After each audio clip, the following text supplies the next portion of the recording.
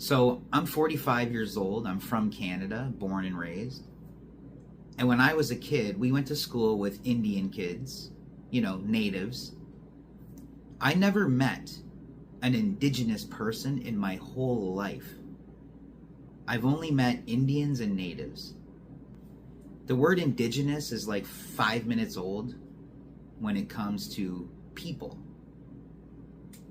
The word indigenous, when I was a kid, it meant originated from, to be from, right? But everybody knows that nobody is indigenous to North America.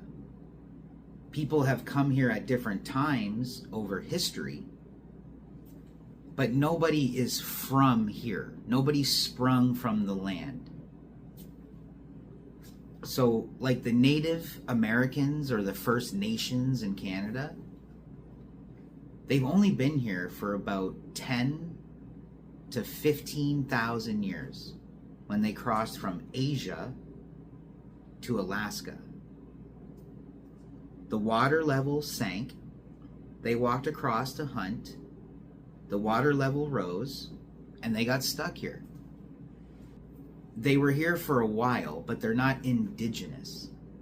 Okay? So growing up in grade school, we would have the national anthem, and none of the native kids would stand for the national anthem. They would sit down through the whole thing. And sometimes they were even loud and obnoxious, and the teacher would kick them out and make them go stand in the hallway. I always remembered this. It's memorable. How come nobody stands for the national anthem? That's weird.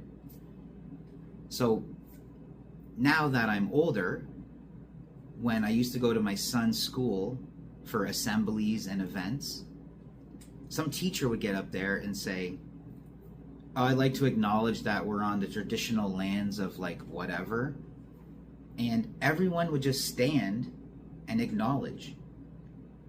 And my memory kicked in and I was like, oh, hell no. I plant myself like a rock. And I got stares every single year. But you know what I noticed? I was the only one in the beginning sitting. And by the time school was done, there was a handful of us. So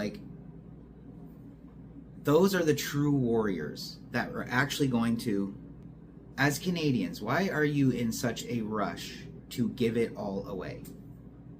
No matter how much you reconcile, you will never make everybody happy. So stop doing it.